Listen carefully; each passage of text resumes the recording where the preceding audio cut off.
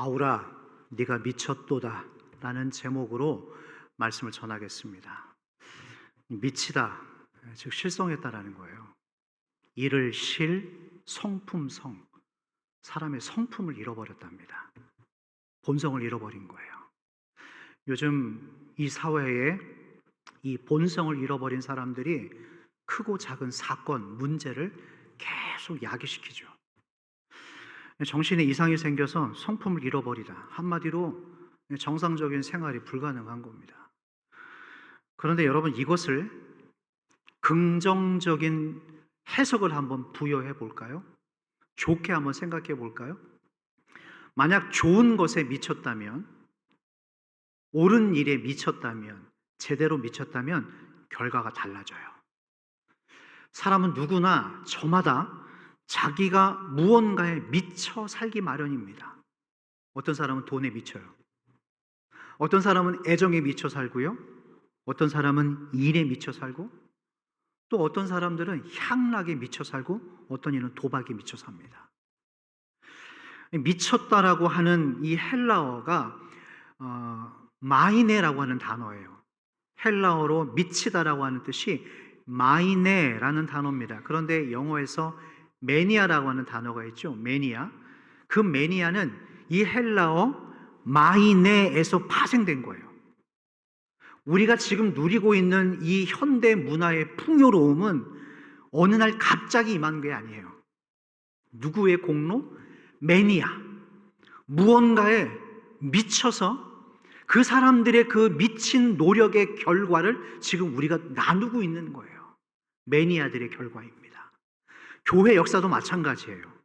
복음의 불모지였던 이 동방의 작은 이 나라에 수많은 교회가 세워지고 전 세계 열방으로 우리가 선교사를 파송할 수 있었던 것도 다 150년, 160년 전에 이 땅에 먼저 오신 복음의 매니아들이 있었기 때문에 이게 가능했습니다. 우리 해남중앙교회가 올해 71년에 오늘 여기까지 온 것도 바로 다 이전에 그 복음의 매니아들이 계셨기 때문에 이게 가능했다라는 거예요. 지금 우리가 사도행전 25장을 오늘 나눴죠. 사도행전 28장이 끝장입니다. 사도행전이 이제 점점점 결말 후반부로 가면 갈수록 이 바울이라고 하는 사람이 어떤 사람인지가 더더욱 명확하게 두드러지게 지금 드러나고 있어요. 바울은 복음에 미친 사람이에요. 광인입니다. 이 복음의 광인, 복음의 매니아였던 이 사람을 통하여서 오늘 또 어떤 사건이 일어나고 이 사람을 통하여서 오늘 저와 여러분들에게 어떤 메시지를 주시는지 오늘 저는 여러분들을 늘 그랬던 것처럼 다 모두를 끌고 갈 거예요. 오늘 이 자리에 오신 여러분들 한 사람도 저는 놓치지 않고 모두를 다 모시고 갈 겁니다. 중간에 다른 길로 나가지 마십시오. 멈추지 마십시오. 오늘 하나님께서 여러분 모두에게 주시는 말씀을 레마의 말씀으로 받으시기를 축원합니다. 지난주 말씀이었죠. 이 가이사라의 총독 벨리스 총독과 그의 아내 두루실라가 바울이 전하는 하나님의 말씀을 듣고 두려움에 휩싸입니다. 와, 하나님이 살아계시는구나. 하나님이 이런 역사를 하시는구나. 두려워했다고 했어요. 그러면 형제들아, 가로되 내가 어찌할꼬라고 하는 탄식과 더불어서 회심을 했어야죠. 하나님 앞에 나왔어야죠. 회개했어야죠. 그러나 이 두 사람은 그 때를 놓쳐버립니다. 어떻게 그 아주 중대한 순간에 돈과 이 구원의 문제를 연결시킬 수 있었을까? 저는 진짜 대단한 사람이에요. 어떻게 이 귀중한 순간을 돈과 연결시킬 수가 있었는가? 돈을 받아서 다음에 때가 되면 내가 너를 부를 테니까 그때 다시 만나자. 기회는 영영 돌아오지 않았습니다. 벨리스 총독과 지난주에 벨리스 총독과 아내는 이제 여기서 역사 속으로 희미하게 사라져요. 저와 여러분들의 이후의 노년의 삶이 희미한 삶이 아니라 점점 명확해지시기를 축원합니다. 아멘. 자, 오늘 그 벨리스 총독의 후임이 등장해요. 자, 어떤 후임이 벨리스의 뒤를 이어갈까? 우리가 읽었죠? 1절 말씀 다시 한번 읽어볼까요? 다 같이 시작. 베스도가 부임한 지 3일 후에 가이사랴에서 예루살렘으로 올라가니. 두 번째 총독 이름이 나왔죠. 이름이 뭡니까? 베스도라고 하는 이 총독이 후임으로 왔어요. 그런데 말씀 한번 다시 한 번만 띄워주세요. 1절. 베스도가 부임한 지 3일 후에 지금 자기가 있는 가이사랴에서 예루살렘으로 갔다고 했습니다. 됐습니다. 왜 갔냐면 이제 취임한 지 3일 만에 급히 예루살렘으로 간 거예요. 왜냐하면 유대인들의 환심을 사고 싶었습니다. 내가 당신들을 잊지 않았어. 당신들이 나를 찍어주셨다고, 지지해주셨다고. 예, 제가 그 지역구를 찾아가겠습니다. 잊지 않겠습니다. 환심을 사기 위해서 이 신임 총독이 3일 만에 예루살렘에서 가이사랴까지 간 거예요. 자, 여러분, 이렇게 벨리스 총독에서 베스도 총독으로 정권이 바뀌는 이 기간 가운데 무려 2년이라는 시간이 지나가요. 우리가 지난주부터 오늘까지 우리는 일주일이 지나갔지만 이 사이에 실제적으로 2년이 지나갑니다. 그렇다면 이 2년이라고 하는 시간 동안 도대체 바울이 어디 있었는가? 가이사랴 감옥에 있습니다. 성경에 기록이 없어요. 물론 옥중서신을 작성했겠죠. 그런데 이 성경 2년 동안 가이사랴 감옥에 구금되어 있는 바울이 어떻게 지냈는지 성경에 기록이 없습니다. 궁금하지만, 자, 그래서 이 2년이 지나가면서 이제 2절 말씀 넘어가 볼게요. 오늘 본문 2절 다 같이 시작. 대제사장들과 유대인 중 높은 사람들이 바울을 고소할세. 높은 사람들이 바울을 고소할세. 2년이라는 시간이 지나가고 있지만 이 유대인들은 바울을 향한, 여전히 감옥 속에서 아무것도 하지 않고 있는 이 사람들을 향한, 이 바울을 향한 유대인들의 꽁하는 마음이 2년 동안 변치 않아요. 2년 동안 이를 향한 그 꽁한 마음을 품지 않아요. 여기에도 메시지가 있어요, 여러분. 가지고 갈 것과 가지고 가지 말아야 될 것이 있어요. 2년뿐만 아니라 20년이 지나도 그 꽁한 것을 가지고 갈 필요가 없다라는 거예요. 만약 여러분 하나님께서 원치 않으시는 거라면 빨리 어서 털어버리십시오. 그게 여러분들의 정신건강에 좋아요. 유대인들이 복음도 안전하고 아무 활동도 하지 않고 2년 동안 감옥에 있는 이 바울을 향한 이 꽁한 마음을 2년 지나도록 가지고 있으면서 3일 만에 부임한 새로운 총독에게 지금 또다시 그 얘기를 끄집어내는 거예요. 레파토리가 변하지 않아요. 총독이시여, 저 바울은 말입니다, 중범죄자입니다. 잘 모르시죠? 이제 막 취임하셔서 성전을 모욕했습니다. 유대인들의 사회를 어지럽게 했습니다. 그래서 당신의 전임자 벨리스도요 그냥 그렇게 그냥 끝나버린 겁니다. 이 신흥 이단 종파의 우두머리입니다. 가만히 두면 안 됩니다. 어서 빨리 처형하셔야 됩니다. 2년 전과 지금과 레파토리가 하나도 다르지 않아요. 그 꽁한 마음을 가지고 하는 거예요. 총독이시여, 어서 저 인간을 가이사랴에서, 그래서 우리 관할 지역으로 데려와 주십시오. 거기다 두면 총독의 신변이 안 좋으니까 저희가 있는 예루살렘으로 보내주십시오. 이 사람들이 지금 머리를 쓰고 있죠. 아주 교활한 사람들이에요. 이게 무슨 말이냐면, 지금 바울이 가이사랴에 구금되어 있잖아요. 자기네들은 예루살렘에 있잖아요. 바울이 가이사랴에서 예루살렘으로 호송되는 순간에, 기억나세요? 40명의 암살단? 바울을 죽이려고 하는 40명의 암살단이 지금도 운영이 되고 있는 거예요. 어떻게 이렇게 밀어날까요? 어떻게 이렇게 악할까요? 잊어버릴 법도 한데, 이 바울이 호송하는 중간에 오는 길목을 쳐가지고 이 사람들을 죽이려고 하는 40명의 암살단이 아직도 운영이 되고 있어요.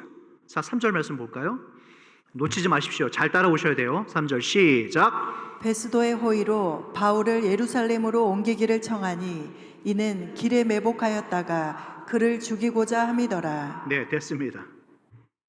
여전히 이 계획을 못 버리고 있어요. 여러분, 정권이 바뀌었다고 천지가 개벽할 것이라고 생각하세요? 정권이 바뀌어도 여전히 세상은 악합니다. 왜냐하면 그 꽁한 마음들을 가지고 있는 뒤틀린 사람들이 여전히 그 자리에 남아있기 때문에 이것이 개혁이 되지를 않는 거예요. 그런데 놀랍게도 뜻밖의 이 신임 총독이 이것을 막아요. 뭐라고 하냐면 굳이 그럴 필요 없다. 내가 가이사랴에 있기 때문에 가이사랴에서 심판하면 된다. 재판하면 된다. 내가 이렇게 하지 않아도 된다. 의외의 도우심이 있는 거예요. 여러분, 우리 삶 속에서 하나님께서 이렇게 보이지 않는 손길 주변 사람을 통해서 척척척척척척 일을 만들어 가고 계시는 거예요. 지금 우리 눈에 보이지 아니하지만 어떻게 새로운 신임 총독이 이 바울을 이렇게 보호할 거라고 누가 상상이나 했겠습니까? 지난주에 470명의 군대를 호위시켜서 이 바울을 지켰다면 두 번째 새로운 신임 총독이 이 사람을 지금 바울을 막아주고 있는 거예요. 이것이 우리 모두의 간증되기를 주의 이름으로 축원합니다. 하나님은 지금도 여러분들의 삶을 만지시고 계셔요. 답답하세요? 조금만 기다려 보십시오. 우울하세요? 외로우세요? 기다려 보십시오. 하나님께서 지금도 내 길을 만드시고 누군가를 나에게 보내실 준비를 작업을 하고 계시는 줄로 믿으시기를 축원합니다. 다시 돌아왔어요. 베스도 총독이. 그래서 이 바울을 드디어 2년 만에 법정에 다시 세워주는 장면이 25장과 사도행전 26장에 기록되어 있어요. 자, 그런데 이 베스도 총독이 바울을 세우는 이 법정의 자리에 또 새로운 누군가가 합류를 하게 되어집니다. 그게 누굴까 읽지 않았습니다만, 자, 13절 말씀 한번 읽어볼까요? 자, 다 같이 13절 말씀, 오늘 본문의 13절 시작. 수일 후에 아그리빠 왕과 버니게가 베스도에게 문안하러 가이사랴에 와서. 여러분, 두 사람이 등장했어요. 찾아보세요. 그렇죠. 또 아그리빠 왕과 버니게 부부예요. 그런데 여러분, 이 사람들 할 말 정말 많아요. 지저분한 사람들이에요. 우리가 이 사람들을 소개를 하려면 얘기가 완전히 다른 방향으로 전환되어지기 때문에 제가 더 이상 하지 않겠습니다만, 한 가지는 명확합니다. 아주 지저분한 사람들이에요. 이 사람들이, 이 두 사람, 아그리빠 왕과 버니게가 신임 베스도 총독을 축하해 주기 위해서 왔는데, 마침 베스도 총독이 바울을 재판을 하는 날에 이제 우연찮게 이제 만나게 되어지는 겁니다. 자, 그래서 드디어 이 사람들이 뜻하지 않게 바울의 변론을 2년 만에 듣게 되어지는데 어떤 분위기였을까요? 자, 잘 들어오십시오. 23절 말씀입니다. 23절 다 같이 시작. 이튿날 아그리빠와 버니게가 크게 위험을 갖추고 와서. 잠깐만 멈출게요. 이튿날 아그리빠와 버니게가 크게 위험을 갖추고, 이게 무슨 말이냐면 왕복을 입은 거예요. 마치 대통령 이 취임식 때 우리가 아무 옷이나 입고 가지 않고 예복을 입고 왕복을 입고 간 것처럼 그 모든 위험을 다 갖추고 와서 천부장들과 시작. 천부장들과 시중의 높은 사람들과 함께 접견 장소에 들어오고 베스도의 명으로 바울을 데려오니. 됐습니다. 한마디로 고관들이 다 모인 거예요. 뜻밖의 아주 재미난 볼거리가 생긴 겁니다. 2년 전에 온 지방을 다 뒤집어 놨던 바울이라고 하는 신은 종파의 우두머리라는 사람이 있는데 오늘 그 사람이 나온다. 재밌겠는데? 야, 2년 동안 이 사람이 어떻게 됐는지 한번 말이나 들어볼까? 얼마나 위압적인 분위기겠어요. 얼마나 공격적인 분위기였겠어요. 여러분, 2년 만에 다시 서는 이 바울의 모습은 어땠을까요? 그 컴컴한 햇빛도 제대로 들어오지 않는 그 감옥 속에서 2년 동안 썩고 나오는 이 바울의 모습이 어땠을지를 저는 한번 상상을 해보는 거예요.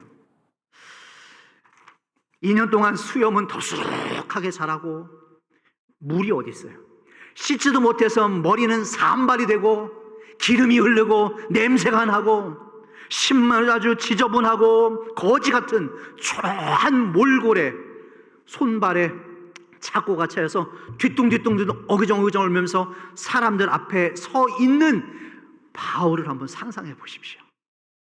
아주 좋은 예복을 입고 화려한 옷을 입고 향수를 뿌리고 멋지게 차려입은 사람들 앞에 마치 동물원의 원숭이처럼 그 손발에 쇠사슬이 차여서 앞에 서 있는 바울을 한번 여러분 상상 한번 해보세요. 여러분, 사람이 이 정도까지 낮아지잖아요. 그러면 기가 빠져나갑니다. 아무리 당당한 사람도 자기가 저지른 죄가 없더라도 어서속히 이것을 면하기 위해서 아유, 그래요, 내가 잘못했어요, 나를 죽이든지 나를 어디로 보내든지 알아서 해주십시오 라고 포기할 법하잖아요. 그런데 바울이 드디어 발언권을 받아서 이 사람들 앞에 나가서 지금 이 수많은 사람들, 멋지게 차려입은 사람들 앞에서 이제 이 착고에 차인 죄수 바울이 발언을 하는 거예요. 뭐라고 했을까요? 사람들이 귀를 쫑긋 세웠을 것 같아요. 저 신흥 우두머리 종파, 우두머리가 과연 뭐라고 말을 할까? 그런데 이게 웬일입니까? 이 바울의 당당함이 조금도 변하지 않았어요. 오히려 더 예리해진 말씀과 성령 충만으로 하나님의 말씀을 외치기 시작하는데 뭐라고 했는지 한번 몇 구절만 찾아서 26장에 있는 말씀을 읽어보겠습니다. 자, 먼저 26장 8절이에요. 바울이 뭐라고 했을까? 시작. 당신들은 하나님이 죽은 사람을 살리심을 어찌하여 못 믿을 것으로 여기나이까? 첫 마디부터 사람들을 놀라게 만듭니다. 얼마나 할 말이 많았겠어요. 그렇죠? 그런데 이 사람들 앞에 서서 하나님은 죽은 사람도 살리신다, 부활의 메시지를 전하고 있는 거예요.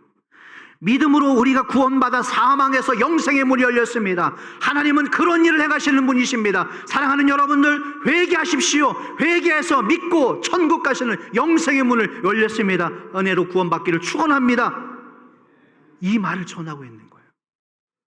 거지 같은 모습에 손발에 쇠사슬에 차인 모습으로 나온 이 사도 바울이 이 사람들 앞에서 부활의 메시지를 전하는 거예요. 왜 당신들은 하나님 앞으로 나오지 못하는 것입니까? 왜 당신들은 하나님 앞에 이 사실을, 이 하나님의 말씀을 믿지 못하는 것입니까? 그러자 이 아그리빠 왕에게도 덩달아 말을 합니다. 뭐라고 합니까? 26장 19절 말씀. 26장 19절 다 같이 시작. 아그리빠 왕이여, 그러므로 하늘에서 보이신 것을 내가 거스르지 아니하고 20절 말씀도 읽겠습니다. 20절 시작. 먼저 다메섹과 예루살렘에 있는 사람과 유대 온 땅과 이방인에게까지 회개하고 하나님께로 돌아와서 회개에 합당한 일을 하라 됐습니다. 전함으로. 여러분, 이 말은 그 고관들을 앉혀놓고 하나님께로 돌아와서 회개에 합당한 일을 하라, 회개하라는 얘기예요. 저는 이 장면을 떠올리면서 오늘 우리에게 어쩌면 오늘 이 자리에 앉아 계시는 여러분들에게도 하나님이 주시는 동일한 메시지, 하나님께 돌아와 회개하라는 메시지예요. 다시 한번 전합니다. 이 자리에 계신 여러분들, 이 방송을 보고 계시는 분들, 하나님께 돌아와 회개하시라는 거예요. 다시 한번 전합니다. 하나님께로 돌아와서 회개에 합당한 일을 하라 하십니다. 얼마나 기가 찼을까요? 그 베스도 총독을 향하여, 그 아그리빠 왕을 향하여, 그 수많은 고관들을 향하여서 하나님 앞으로 돌아와서 회개에 합당한 일을 하십시오. 그 거지 같은 모습에 손발에 이 쇠사슬에 묶여있는 그 남루한 행색의 사도 바울이 감히 그 사람들 앞에서 하나님께로 돌아와서 회개에 합당한 일을 맺으십시오라고 당당히 외치는 그 사람을 보면서 과연 이 총독이 뭐라고 말했을까요?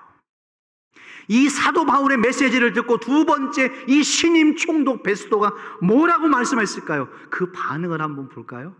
24절 말씀입니다. 다 같이 읽겠습니다. 시작. 바울이 이같이 변명하매 베스도가 크게 소리내어 이르되, 바울아, 내가 미쳤도다. 내 많은 학문이 너를 미치게 한다 하니. 바울아, 넌 미쳤다. 너는 미친 인간이다. 완전히 간이 배 밖으로 나온 사람입니다. 이 사도 바울이라는 사람은 겁을 모르는 사람이에요. 25절 이어서 읽어볼까요? 제가 읽어보겠습니다. 바울이 이르되 베스도가 가요, 내가 미친 것이 아니라 참되고 온전한 말을 하나이다. 내가 미친 것이 아니요 참되고 온전한 말을 하랍니다. 베스도 총독은 어이가 없었어요. 여러분, 여기서 잠깐 멈출게요. 바울아, 네가 미쳤도다. 아무개 집사님, 아무개 장로님, 권사님, 아무개 사람이요, 당신은 미쳤도다. 여러분, 어쩌면 우리가 이 말을 기분 나쁘게만 들어야 될 것이 아니라 어쩌면 우리는 세상으로부터 이런 말을 들어야 됩니다. 이게 정상이에요. 미쳐도 잘 미치는 사람인가 하면 더럽게 미치는 사람이 있어요. 어떤 사람은 술에 미치고, 노름에 미치고, 춤바람에 미치고, 애정에 미치는 사람들이 있습니다. 그러나 공부하는 학생들이라면 공부에 미쳐야 되는 것이 당연한 거예요. 예술을 하는 사람이라면 자기가 하는 그 예술 분야에 미쳐야지만 작품이 나옵니다. 운동선수도 마찬가지예요. 자기가 뛰고 있는 그 종목에 미쳐야지만 금메달을 목에 걸 수 있는 거죠. 1992년 바르셀로나 올림픽 마라톤 종목에 참가했던 황영조 선수께서 손기정 선수 다음으로 두 번째 우리나라의 금메달을 안겨줬던 장본이셨죠. 제가 그분을 제 앞에 간증을 제 앞에서 직접 들었어요. 질문도 했죠. 누군가 물었습니다. 황영조 감독님, 당신은 타고난 천재입니다. 그런데 이분이 뭐라고 말씀하신지 아세요? 그 말을 듣고, 당신은 타고난 천재입니다. 나는 천재가 아니라 그저 먹고 자고 달렸대요.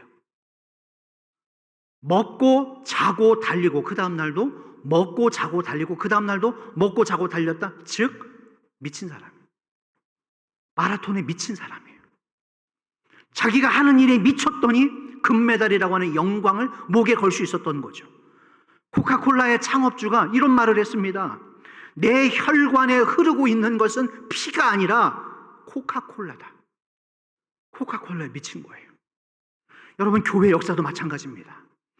예수님께 미친 사람들에 의해서 교회가 세워졌고, 복음의 매니아들을 통하여서 복음이 전파되고 부흥의 역사가 임했습니다. 그러나 지금은 어떨까요? 지금은 이게 바뀌었어요. 너무 미칠까 봐 걱정이 돼요. 너무 미칠까 봐 자기 자신이 스스로 두려운 거예요. 믿지 않는 남편이, 교회 다니지 않는 남편이 교회 다니는 아내에게 뭐라고 말씀합니까? 여보, 교회를 가도 돼. 가기도 되지만 적당히 다녀. 뭐라고 그랬죠? 그 다음에 누가 그 말을 한 것 같아요. 지금 미치지 말라고 그래요. 교회는 다녀도 괜찮지만 미치지는 말라고 그래요. 이게 무슨 말이냐면, 남편이 교회 가는 걸 반대하는 건 아닙니다. 싫어하는 건 아니에요. 하지만 교회 다닌다는 핑계로 아내의 자리, 엄마의 자리를 소홀하게 하지 말아달라고 하는 남편의 간절한 부탁인 거예요. 그래서 미치지 말라고 하는 거예요. 제가 누누이 말씀드리죠. 교회 안에서 주의 일 한다고 서로 싸우지 말고 차라리 안 하는 게 나아요. 싸우실 거면. 주의 일 한다고 가족들 내팽개치고 교회 안에서만 머무르는 것 저는 결코 지지하지 않습니다. 옳은 모습이 아니에요. 오늘 본문으로 다시 돌아올게요. 바울아, 네가 미쳤도다. 베스도 총독의 첫 번째 반응이었어요. 그리고 두 번째 반응, 아그리빠 왕. 그 자리에 함께 있었던 아그리빠 왕이 뭐라고 반응했는지 한번 살펴보십시다.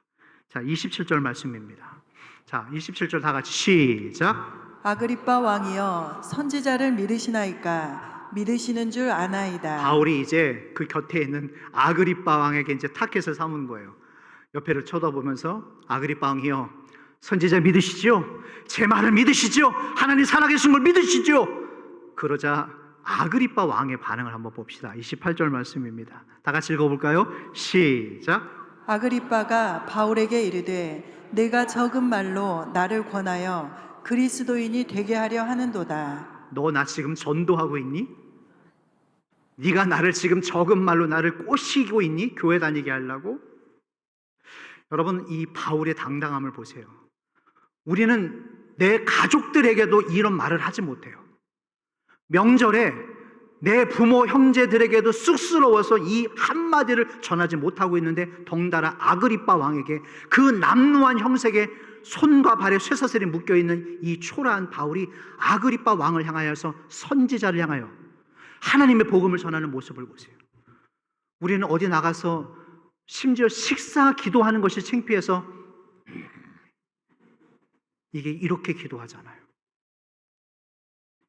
사람들 앞에서 잠깐 눈 감고 기도할 용기가 나지 못해서 이렇게 얘기하는데, 이 사도 바울을 보십시오.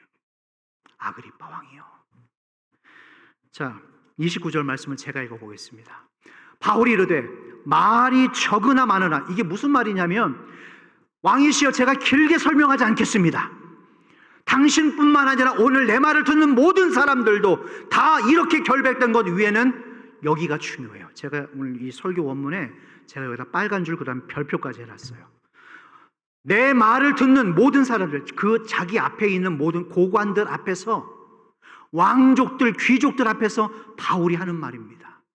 내 말을 듣는 모든 사람들도 다 이렇게 결박된 것 외에는 뭐라고 그랬죠? 나와 같이 되기를 하나님께 원합니다. 나와 같이 되기를, 당신들이 나와 같이 되기를 원합니다. 여기서 멈출게요. 오늘 우리는 이걸 풀고 가야 됩니다. 오늘 이게 저의 메시지의 가장 핵심이에요. 여러분 잘 따라오세요. 남루한 형색의 이 사도 바울이 그 수많은 귀족들을 앞에 놓고 당신들이 나와 같이 되기를 원합니다.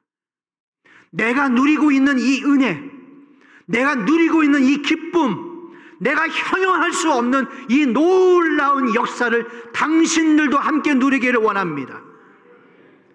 사람들이 얼마나 비웃었을까요? 얼마나 우스꽝스러웠을까요?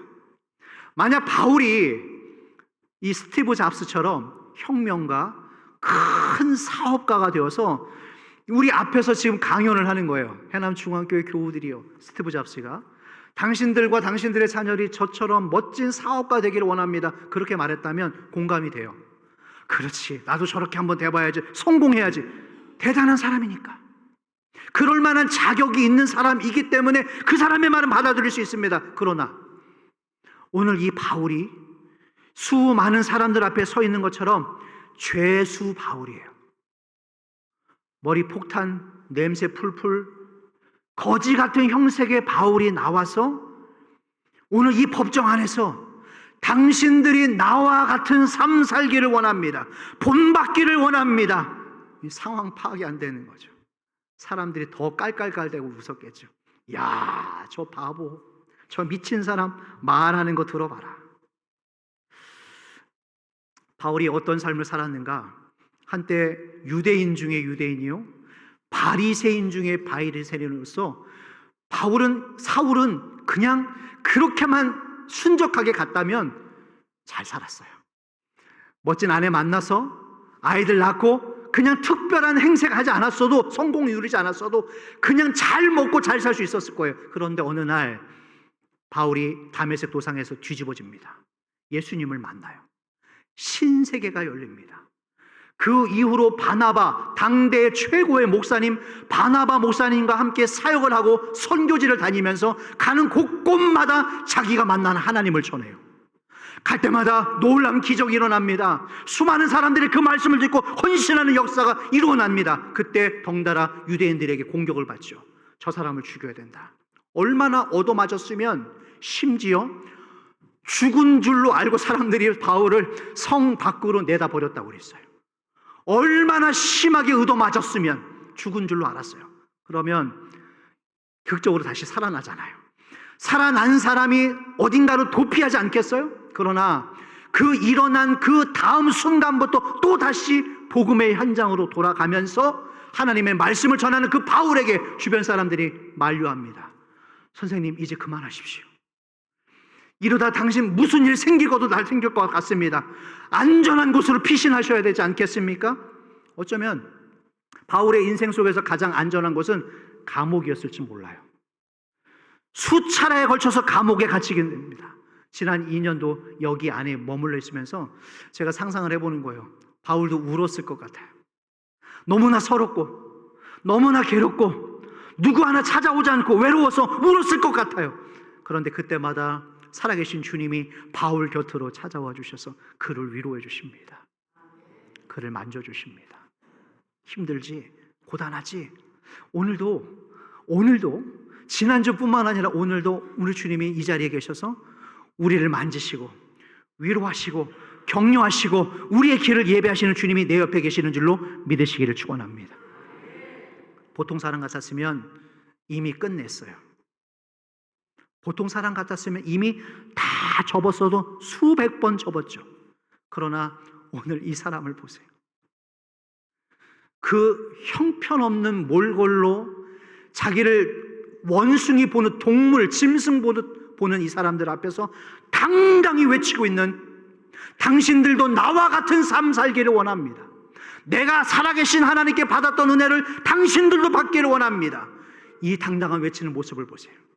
만약 바울이 가짜 매니아였다면, 복음의 광인이 아니었다면, 믿는 척만 했던 사람이었다면 절대로 이 말을 할 수 없어요. 당신들도 나와 같이 되기를 원합니다. 이제 여러분들에게 질문 하나 합니다. 과연 우리들도 이 바울처럼 행동할 수 있을까요? 내 주변 사람들을, 누군가를 향하여서 당신도 나와 같은 삶 살기를 원합니다라고 여러분 자신 있게 얘기할 수 있겠어요? 여기 계시는 우리 남자분들, 아버지들, 여러분들의 아내에게 사랑하는 여보, 당신은 말이야 나와 같이 나 정도만 신앙생활을 하면 될 것 같대, 얘기할 수 있겠어요? 여기 계시는 우리 어머님, 아내, 여성분 되는 분들, 여러분들의 자녀들 앞에서 얘들아, 다른 건 몰라도 엄마처럼만 살면 돼, 엄마와 같은 신앙생활만 하면 돼라고 자신 있게 얘기해 줄 수 있으세요? 한번 말씀들 해보세요. 나처럼만 살면 돼, 나처럼만 하나님 믿으면 돼. 오늘 이 바울이 수많은 귀족들 앞에서 당신들이 나와 같이 살기를 원합니다. 지난 2년 동안 아무런 기약 없는 감옥 생활을 하면서 어쩌면 너무 절망적이어서 자기의 생을 거기서 마감할 수도 있었어요. 주님, 저는 더 이상 못하겠습니다. 저는 더 이상 자신이 없습니다. 제가 언제까지 이러고 살아야 됩니까? 자포자기 할 수 있었겠죠, 이 2년의 감옥 생활 동안. 그러나 세월이 무석하게도 이 감옥에 묻혀있는 이 시간 동안에 바울이 2년 동안 썩어 있다가 오늘 대중들 앞에서 선포되어지는 그의 메시지는 더 예리해졌어요. 더 강력해졌습니다. 더 뜨거워졌습니다. 시간이 지나가도 이 바울의 이 열정은 아무도 막지를 못했던 거예요. 여러분, 어떤 분들은 시간이 가면 갈수록 신앙이 점점점 희미해져 가는 분이 있어요.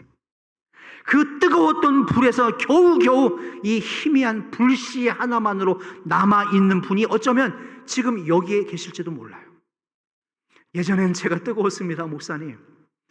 예전엔 제가 활발히 사역했습니다, 그렇게 말했지만 지금은 꺼져가는 희미한 불씨로 그냥 그 명목만 겨우겨우 유지하고 계시는 분들, 어쩌면 그렇게 얘기할 수도 있겠죠. 환경을 탓할 수 있겠죠.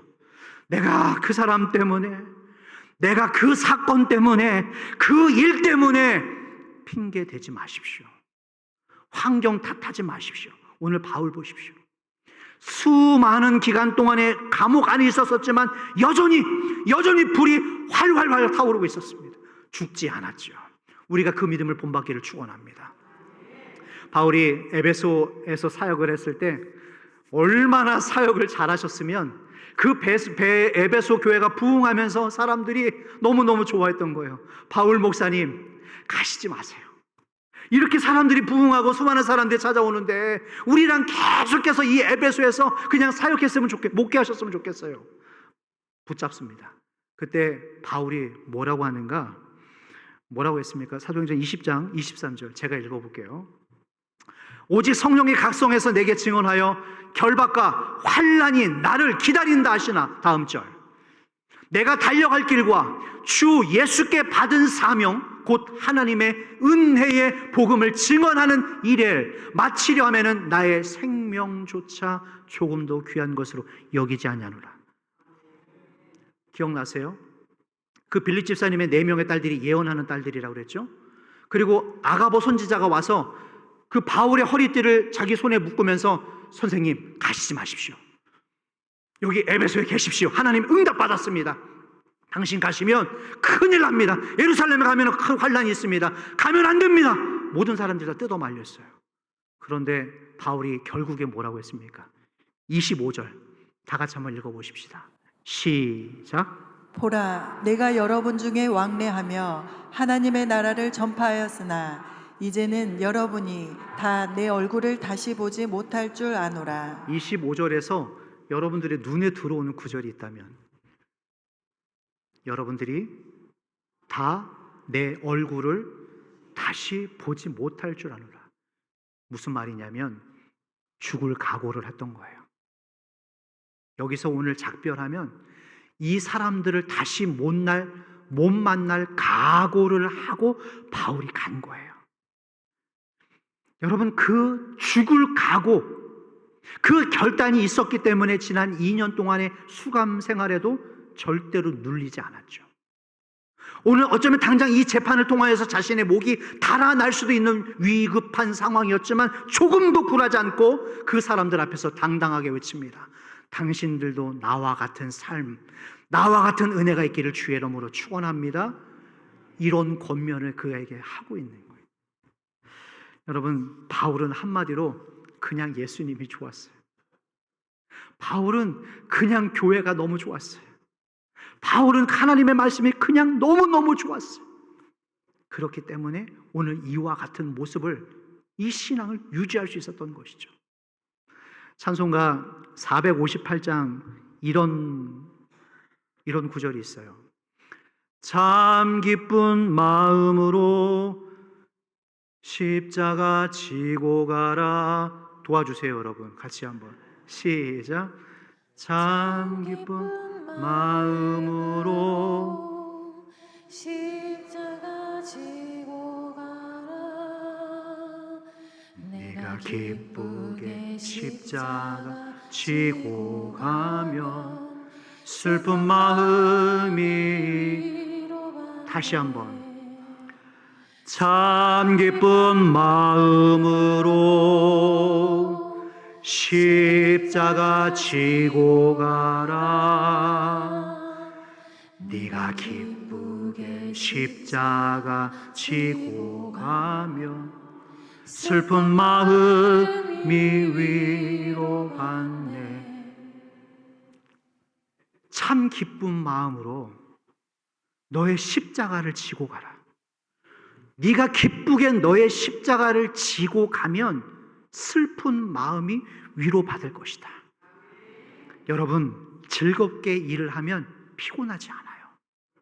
그래서 바울은 매를 맞아도 좋았고, 인격 모독을 받아도 넘어지지 않았고, 밥을 굶어도 좋았고, 풍랑을 만나도 좋았고, 감옥 안에서도 찬송할 수 있었던 것은 예수님이 너무 좋았던 거예요. 하나님의 말씀이 너무나 좋았던 거예요. 그러나 그 확신이 없다면, 즐거움이 없다면 모든 일들을 다 억지로 하게 되어집니다. 여러분, 하기 싫은 것을 억지로 하잖아요? 그러면 짜증이 나요.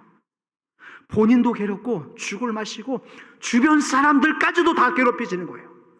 그러나 내가 정말 예수님의 매니아가 된다면, 내가 정말 예수님의 복음의 매니아가 된다면 내 자신이 너무 즐거워지는 거예요. 경험해 보셨어요, 여러분? 내가 내 자신이 너무너무 즐거워지는 거예요. 그리고 주변 사람들과의 관계도 좋아집니다. 하는 일도 좋아져요. 교회가 좋아져요. 목장 모임이 기다려집니다. 교회에서 나에게 준 책임도 즐겁게 받아질 수 있어요. 예수님이 좋으면 다 좋아지는 거예요. 우리 모두가 이 예수님의 참 매니아가 되시기를 주의 이름으로 축원합니다. 말씀 정리해 가겠습니다. 아브라함이 100세에 낳은 자기 아들을 하나님께 번제로 드리려고 해요. 드리는 신용만 하지 않아요. 드린다고 하는 말만 공수표로 던지지 않습니다. 진짜 자기 아들을 번제단 위에 놓쳐놓고 칼을 들었어요. 하나님께 드리려고. 칼을 들고 자기 아들을 향하여서 내리치려는 순간에 하나님이 그걸 막아요. 아브라함아. 그때 뭐라고 하신지 아세요? 하나님께서 내가 이제서야 네가 하나님을 경외하는 줄 알았다. 내가 이제서야 네가 하나님을 경외하는 줄 알았다. 다시 말해서 아브라함아, 내가 네 마음 이제 알았다. 네가 나를 얼마나 사랑하는지, 네가 나를 얼마나 존중히 여기는지 이제 내가 알았다. 그리고 그 자리에서 복을 주세요. 어떤 복을 주시자면 네 자손들이 번성할 것이다. 너의 자손들이 번성할 것이다. 그리고 너와 너 자손들을 통해서 주변의 모든 민족이, 천하 민족이 다 복을 받을 것이다. 얼마나 놀라운 축복이에요. 사랑하는 여러분, 오늘 우리가 주님 앞에서 진짜 매니아가 될 때, 내가 좋을 때만 잠깐 따라가고 어느 한시적으로만 따라가고 그 다음부터는 뒷짐지고 있는 그런 사람들이 아니라 내 마음을 정말 주님 앞에 드려졌을 때 그래 내가 네 마음 봤다, 내가 너의 중심을 봤다 라고 우리 자녀들을 축복해 주시고 우리로 말미암아 우리 자신은 물론 주변 사람들까지 이 확대어져지는 그 복의 근원, 저와 여러분들이 그런 멋진 삶을 사시는 종들 되시길 주의 이름으로 축원합니다. 오늘 이 바울이 사람들 앞에서 당신들이 나와 같이 되기를 원합니다. 하나님이 이 바울을 보면서 얼마나 자랑스러웠겠어요. 그 위압적인 상황 속에서도 굴하지 않고 그들에게 복음을 강력하게 전하고 하나님의 나라를 전하는 그 사람을 보면서 위에 계신 하나님이 얼마나 흐뭇하게 바라보셨겠어요. 바울아, 나는 네가 너무나 자랑스럽다, 나는 네가 너무나 사랑스럽다. 그러한 칭찬이 오늘 우리에게도 들려줘야 되지 않겠습니까? 더 이상 짝퉁 예수 믿는 사람들, 매니아인 척하는 사람들이 아니라 진짜 예수쟁이들, 저와 여러분, 진짜 예수의 매니아 저와 여러분, 복음의 매니아 우리 해남중앙교회가 되시기를 주의 이름으로 축원합니다. 이 찬양 드리면서 주님께 나아가겠습니다.